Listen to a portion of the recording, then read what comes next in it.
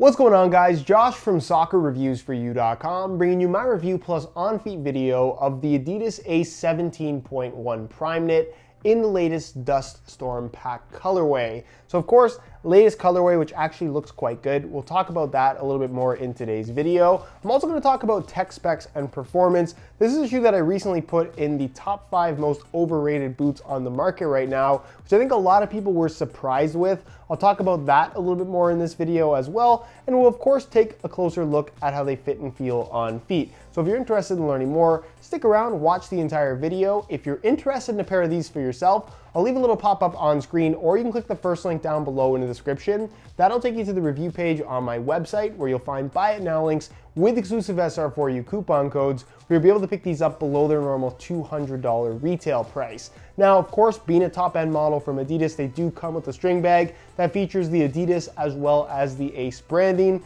Nice little extra, it's a black mesh material. Anyways, the colorway, I think these look really, really good. I'm a big fan of the white and black color combo, no matter how it's incorporated. And I think the spray paint effect they have running through the midfoot, where it kind of fades from white to black, or I guess transitions in this situation, just looks really, really cool. You of course have the neon yellow or solar yellow accent in the Adidas branding in the form of the stripes on the lateral side, the logo on the front and back. Oh wait, yeah, you have a logo on the back. I didn't screw up there. You have the control skin and the Ace logo in neon yellow as well. The laces are white and a dark gray, almost like a black. It looks like they would be reflective, but they're not. Those aren't reflective strips.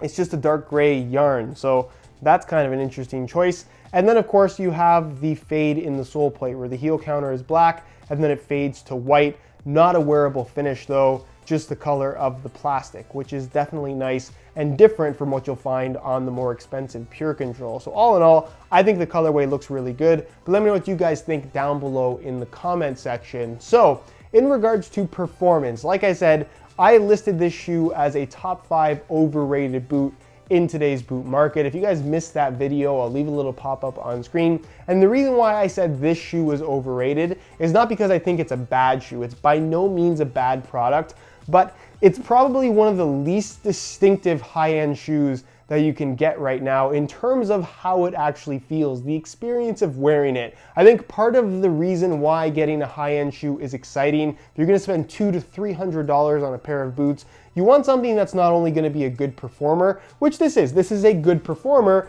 you want something that is going to be unique. There's something about that specific shoe that you're spending your money on that is going to be different from everything else out there.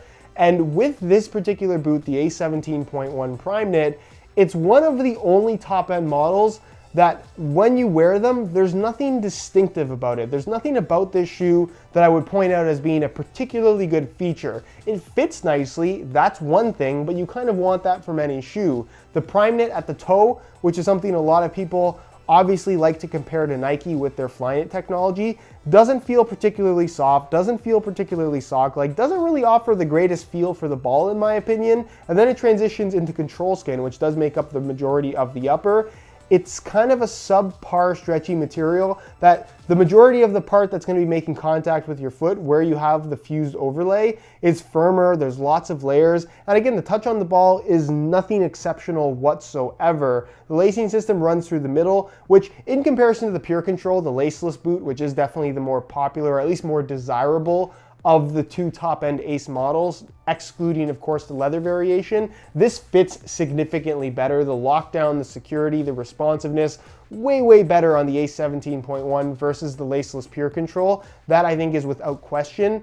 But again, there's nothing about this shoe that I really like. I think that if you want a knitted mid-cut boot, something like an Obra, something like a Superfly, something like a Phantom 3, I think just offers a better experience. If you're after the knitted upper sensation and what that can offer in terms of, I guess, a high-end soccer shoe, this is, like I said, probably the most underwhelming experience, that's the word I was looking for, that you can get right now. And it is well priced. It's $200 versus the $300 you'll spend on the mid-cut models from Nike that also feature knitted uppers. But I just feel like those shoes offer a much better experience than this.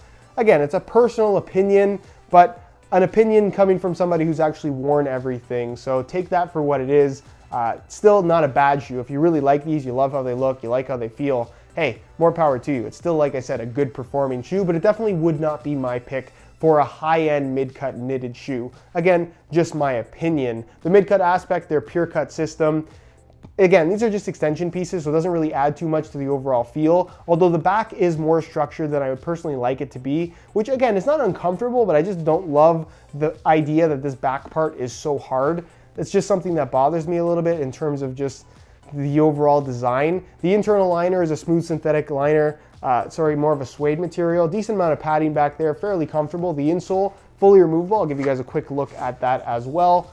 Standard mesh liner on top, single layer of black foam, some perforations as well. Nothing too fancy, kind of the standard insole you'll find in most Adidas boots. As far as the outsole is concerned, it does feature their sprint frame construction, but of course, unlike what you'll find on the Pure Control, it does not have the boost foam. Oh, I'm really struggling with this insole. It does not have the boost foam running through the base, so there's no clear window, as you guys can see. It doesn't have the boost foam insole as well, but really, the boost foam on the Pure Control is another one of those features that I know Boost is an awesome feature on their running shoes and even a lot of their basketball shoes, but when they've incorporated it into a soccer shoe on the Pure Control, it honestly does not feel anything special at all. It feels like a regular insole just because the boost foam is so thin, there's not enough of it to give you that kind of bouncy sensation that you would get from an Ultra Boost running shoe as an example. So not really missing that feature on this particular boot. Not to mention they are $100 cheaper than the Pure Controls and they fit better. I think it's just a better performing product in general. Anyway, sprint frame construction with the external heel counter that gives it a nice lightweight feel. It's got good flexibility to it overall.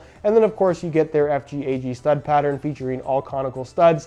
Nothing spectacular, but it does get the job done, and it is usable on both firm natural grass as well as artificial grass playing surfaces. So overall, very, very good stud pattern. Nothing to complain about there at all. And the last thing to talk about is the weight of the shoe, which in a size 9 US, these guys weigh in at about 7.6 ounces. So they're relatively lightweight. Again, a little bit lighter than what you'll find from the Pure Control, but nothing really exceptional in the weight category, but I wouldn't expect too many people to think that this is going to be a super lightweight shoe anyways.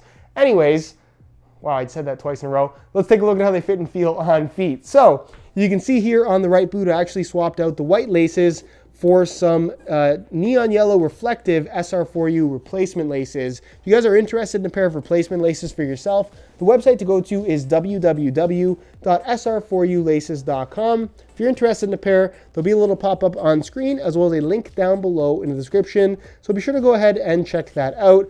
I just thought the neon yellow accented really nicely with the neon yellow in the Adidas stripes and the minor accents throughout the entire shoe.